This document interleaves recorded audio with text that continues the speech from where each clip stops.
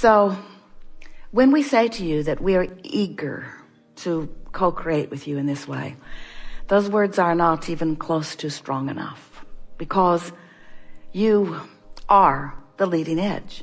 You're out here in the leading edge of contrast, stirring up new desires. And when you do, the energy that creates worlds begins moving toward them. And we have the benefit of that movement. In other words, we wrote a book a few years ago. It was entitled Ask and It Is Given.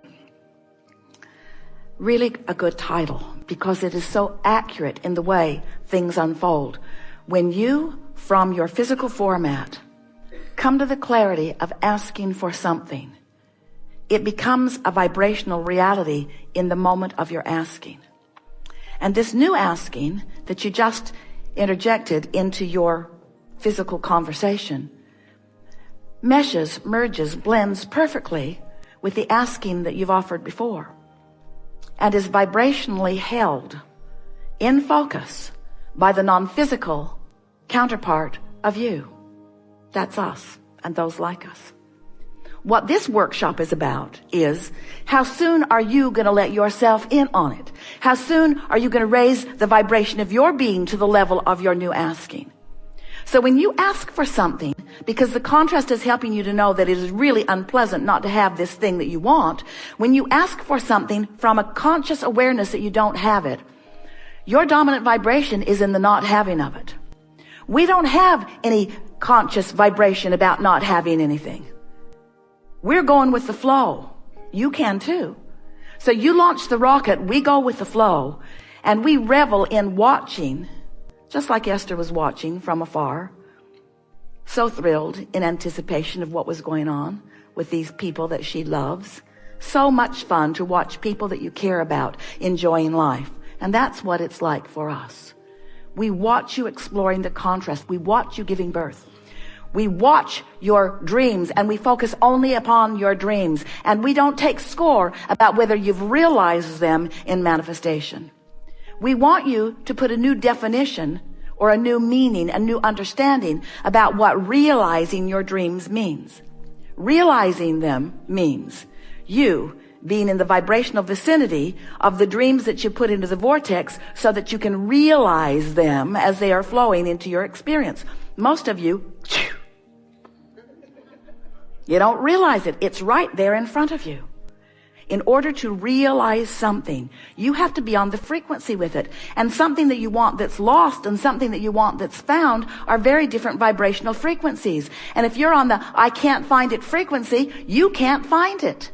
And it's not because the universe doesn't have it. It's not because it's not in the vortex. It's not because it's not in plain sight. It's not because you aren't worthy, and it's not because you're not ready, and it's not because you've done something wrong. It's for the simple reason that you've just got a different vibration going on right now than it, so you can't realize it. If you've been listening to us for a while, have you been?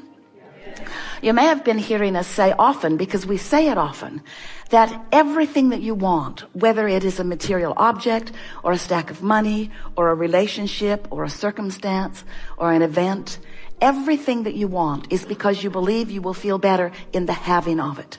And we want you to understand that you will feel better in the wanting of it. You will feel better in its reason for being. You will feel better for the focal point of it. You will feel better for the reason to focus for it, you see.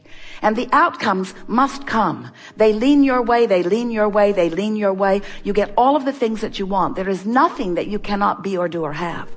But you have to decide, what is it that you want? You have the energy, the power that creates worlds flowing to you and through you. But it doesn't flow to you because you're just standing there. It flows to you because you're standing there with desire. You're standing there focused upon something. You're standing there having sifted through contrast and having put things into your vortex.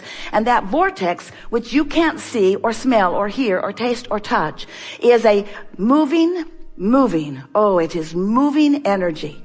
And the energy that is moving in your vortex, because of all of the contents that you've put there, one rocket of desire after the other, that moving synergy, that energy is calling source to it. The question that this workshop wants to help you to focus upon and wants to help you to understand, to identify, to get your thoughts around and then to do something deliberate about is that we want you to be one of those cooperative components that's already moving with that energy. We don't want you to be standing on the outside of this vibrational reality that you want so much, needing something about it to pop before you can celebrate. We want the celebration on the way to the Super Bowl. We want the celebration all along the way. We want you to be celebrating that you gave birth to the idea to begin with. That took something. If you've been listening to us for a while, and we know that you have, you've been hearing us talking about this vortex, how the contrast helps you to launch these rockets, and the vortex collects them, and law of attraction brings all cooperative components to them. And recently we've been explaining to you that that vortex is a pure positive energy creation. And the vibration of it is high and pure because it contains no doubt. It contains no frustration. It contains no worry. There's no fear. There's no pessimism. That vortex is full of all of the possibilities of all of the things that you are asking for. It's high flying energy, and it moves from your perspective completely resistant free.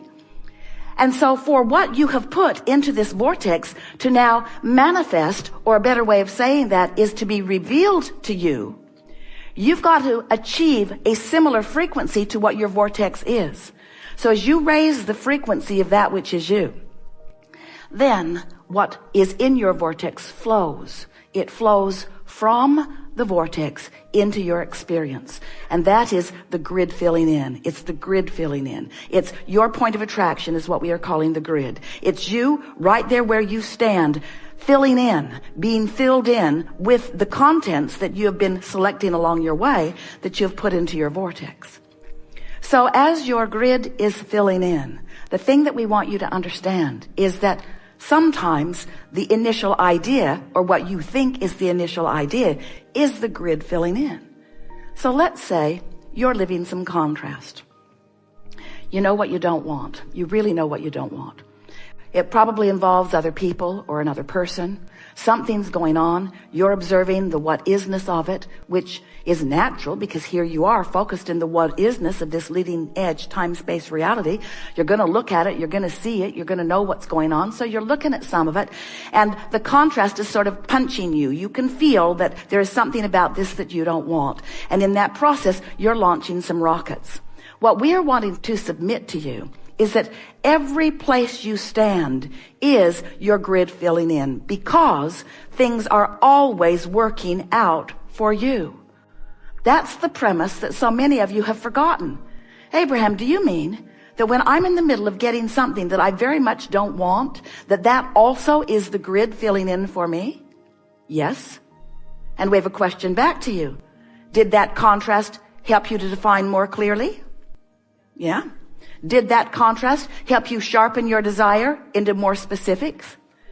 Did that contrast, as you focused upon it, bring sometimes more contrast and more contrast that made you even more sure of what you wanted? And is that focus of value to you?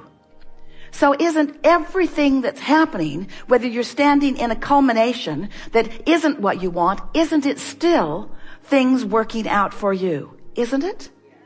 So if you can relax and know that, then you can start having fun with the creation. But most humans, they only want to have fun with the manifestation. And you know how long the manifestation lasts? Not that long. Not that long. There's another and another and another. So it's time for you. We love you so much. You know what's coming next. To face the fact that you are eternally on your way to someplace better. Eternally. You're eternally on your way to yet another improvement that your life has helped you to define.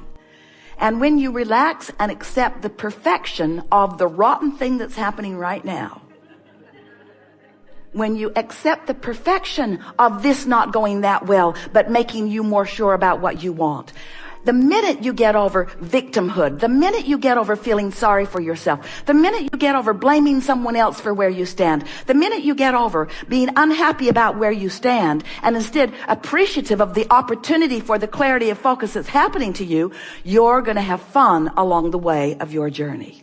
And then, then you get to just start molding the clay. We don't see any magnificent sculptors taking their big clump of clay, getting their hands in it and saying, oh, geez.